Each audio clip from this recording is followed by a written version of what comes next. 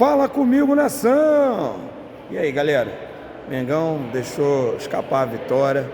Gabigol perdeu o pênalti, foi displicente para a bola. Léo Pereira, o melhor em campo. Goleiro Valentino Rossi, troféu mão de quiabo, mão de maionese, a bola escorregando, o cara nervoso. Se vocês observarem nos melhores momentos do Flamengo e Vasco, na segunda chance perdida pelo Vasco, o goleiro saiu e já tinha desistido da bola. Quem salvou foi São Léo Pereira. Didi, Dedé, Mussum e Zacarias, parecia a zaga do Flamengo, os trapalhões, né? Então assim, foi uma coisa horrível. E agora eu vou colocar para vocês aí a coletiva do Tite numa tentativa desesperada de mascarar a incompetência dos jogadores, né? Eu quero ver o que vai acontecer daqui por diante. Todo mundo torce pelo Gabigol, mas na hora que a gente tem que elogiar, a gente elogia, mas na hora que tem que pegar no pé, a gente pega também. E o Gabigol foi displicente para a bola.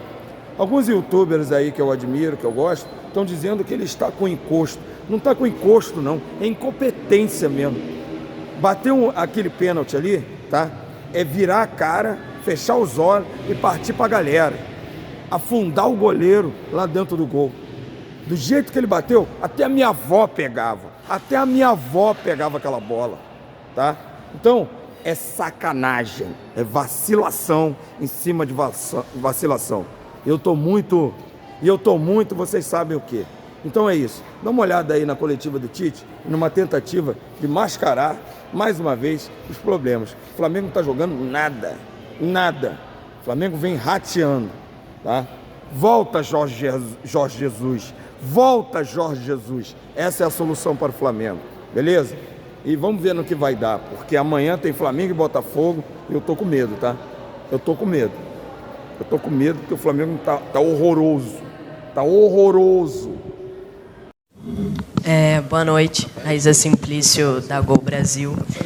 Tite, eu queria que você falasse um pouquinho sobre uma percepção que eu tive, especialmente nesse jogo, uma dificuldade do Flamengo no primeiro tempo, especialmente, de finalizar, né?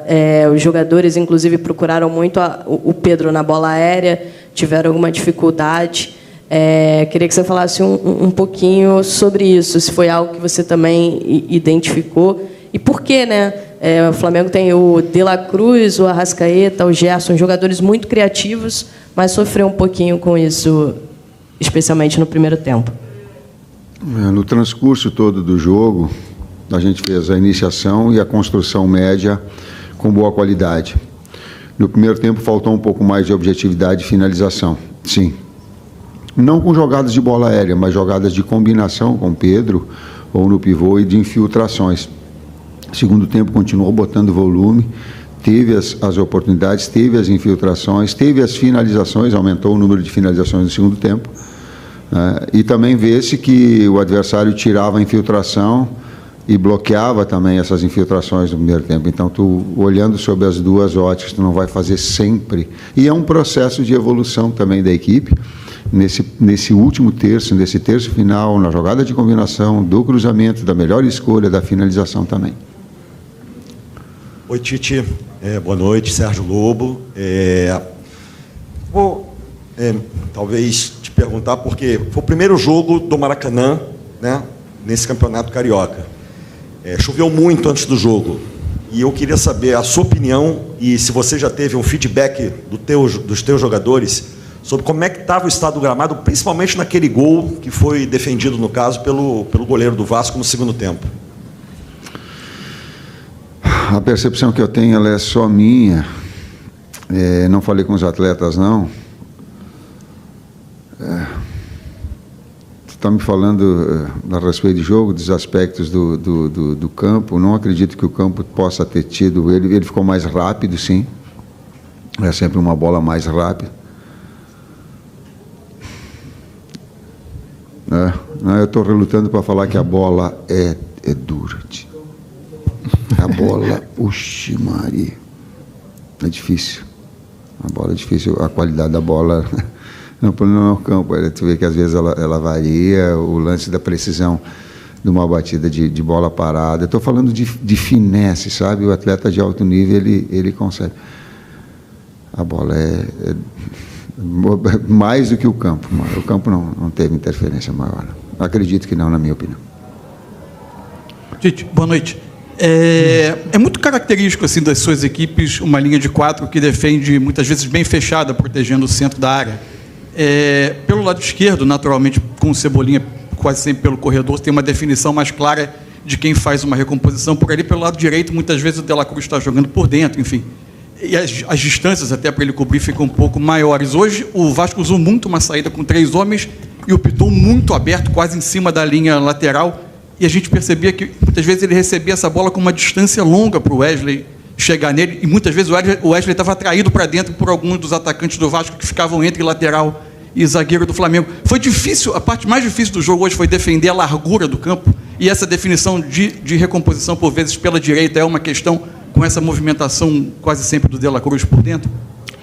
Com o sistema do Vasco, sim. Atenção. Muito bem, a gente está com... Parcial, e eu não contextualizei. Eu estava me referindo aos 4 grandes equipes, e aí não coloquei, que estavam no final do ano campeão da Libertadores, Flamengo, Botafogo, que virou e quase campeão brasileiro, Vasco numa retomada, e os 4 grandes de São Paulo, alguns bem e outros retomando o seu melhor processo. Então, todas as críticas que elas foram contextuais, dizendo do campeonato no seu conjunto, estão corretas. E as aceito. Com relação ao Varela, né, assim, a marcação do Veguete, principalmente, que explora muito esse setor, algo que nós bate muito assim, em cima da pergunta do Mansur, né, porque nós tentamos neutralizar a fonte, no caso que era o Piton, que nós sabemos que é uma das forças do Vasco. O primeiro tempo um pouco mais de dificuldade, correções no segundo tempo, e a gente conseguiu controlar melhor. Enfim, é um atleta que tem esse tempo de bola, né, como um dos seus pontos mais fortes e que merece ser respeitado, né? Tivemos essa vulnerabilidade no primeiro tempo e no segundo tempo conseguimos corrigir. Tite, boa noite. César Sampaio, boa noite. Gil Carvalho, Rádio Superando Gigantes Esportes. Tite, o torcedor, é claro, né, mais experiente que Vossa Excelência não tem, porque é muito experiente. O torcedor, em clássico, ele fica preocupado, porque se não ganha, já tem um outro na quarta-feira contra o Botafogo, e o Flamengo, claro, né, não desmerecendo o Botafogo pelo gigantismo que é o clube, o torcedor começa a se preocupar. Claro que o trabalho tem um pouco mais de paciência, tem que ter. Você acredita que na próxima semana o Flamengo vai estar melhor do que foi hoje? Obrigado. Que ele reproduz o padrão de construção e de criação com a melhor finalização. E em terra de imediatista, quem tem paciência é rei. Ou quem trabalha no futebol é rei. Eu vou ter que ter paciência para conduzir essa situação, porque o futebol ele é assim. Boa noite, Tite. Boa noite, César. Tudo bem? Cidão Marinho da Litoral News.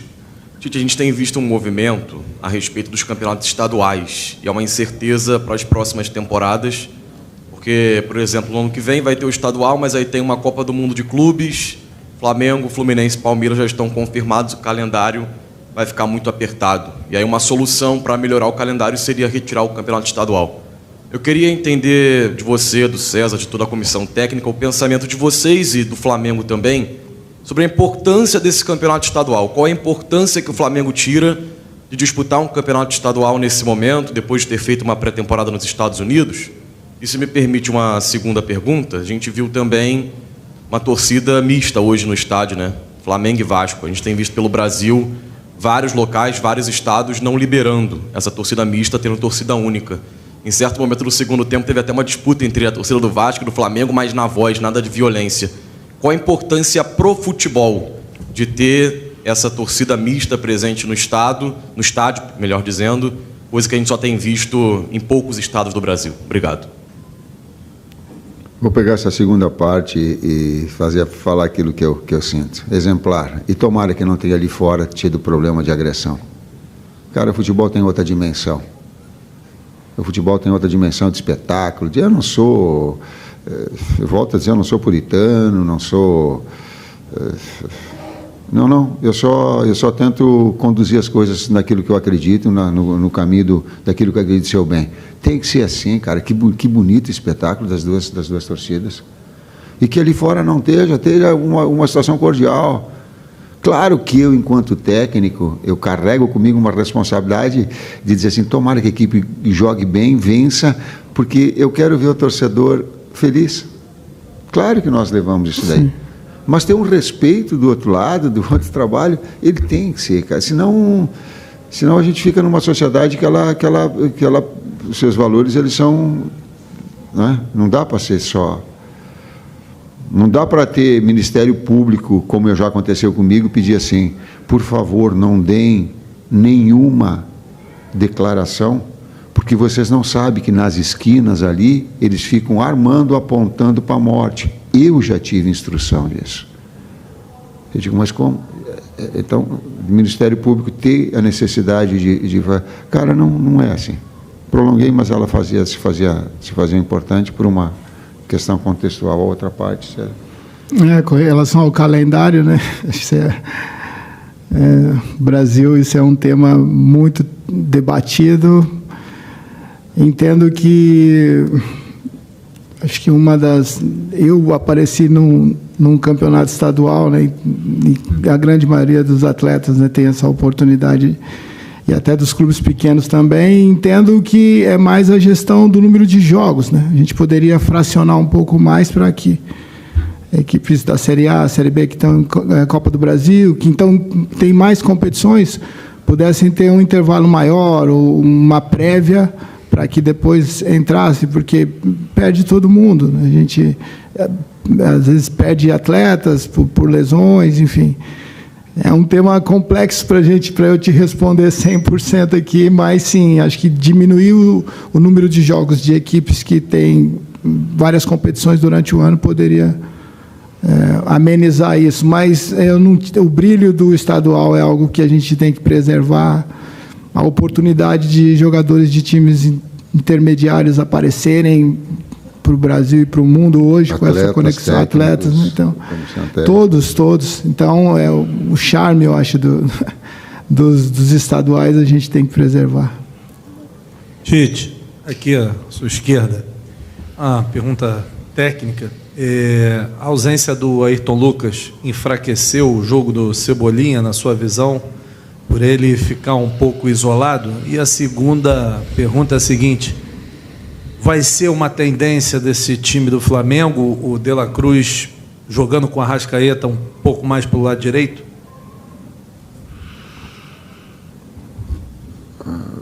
Teve uma crônica de um amigo do Fábio que colocou, que eu digo assim, que a bola fala, que o campo fala e a bola fala também. É um tempo para que essas situações se construam. Eu acredito que sim. Não só, mas uma liberdade criativa maior dos dois, né? Com o Gerson entrando e com o Eric. Esse quarteto, ele tem aí uma qualidade de passe impressionante. E volto a dizer, não é o imediatismo e achar. Esse processo, ele é evolutivo. Por não ter perna esquerda, o Varela, ela fica prejudicada uma ação mais rápida de passe pelo lado esquerdo. E é difícil para o Varela, é difícil pegar um cara destro e atravessar lá, de tu ter, numa construção de 2-3, para nós, a mesma naturalidade. É difícil, né?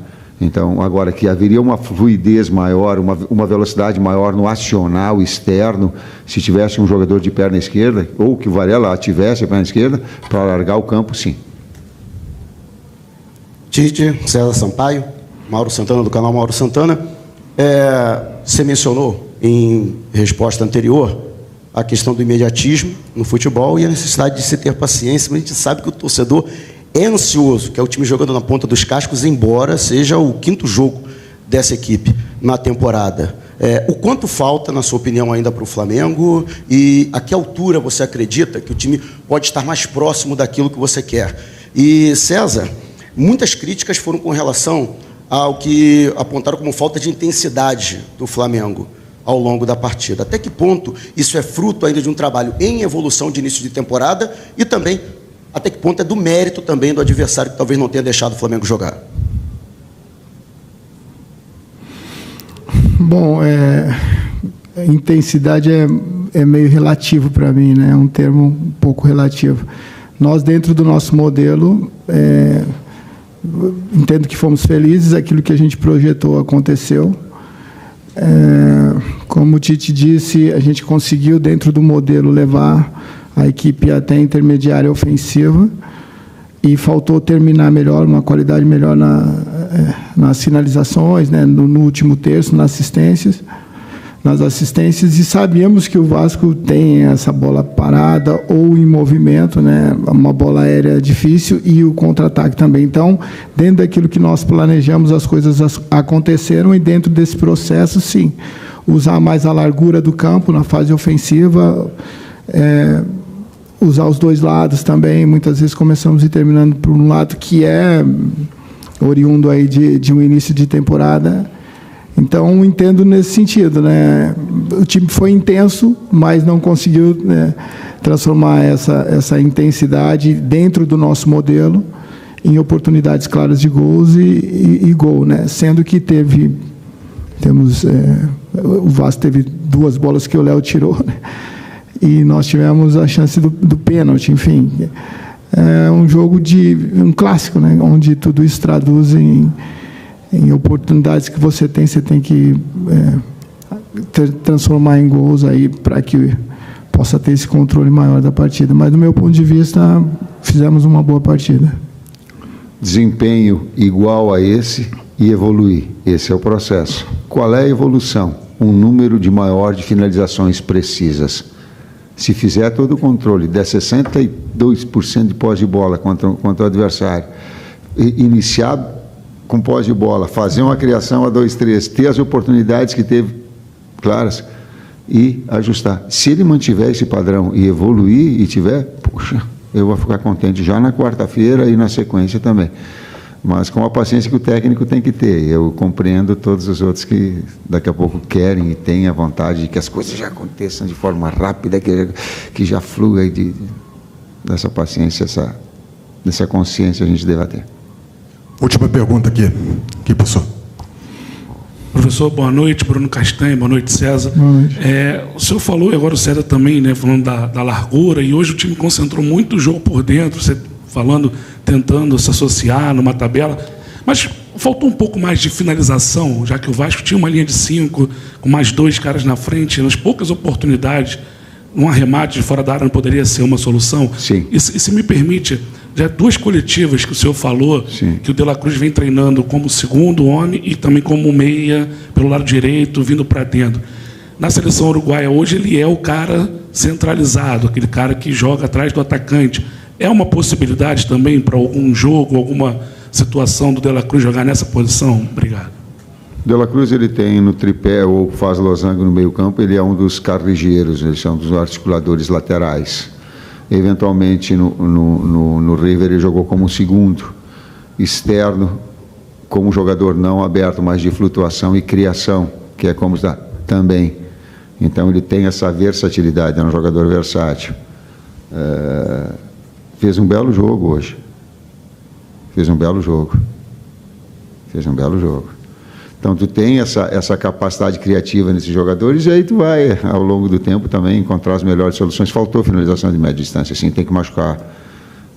Machucar não é o termo, tem que finalizar com precisão, sim, quando abrir, se o adversário te tira infiltração com linha de 5, larga o pé de média distância. Sim, ela te tem que abrir essa foi uma das instruções do intervalo. É isso, gente. Obrigado.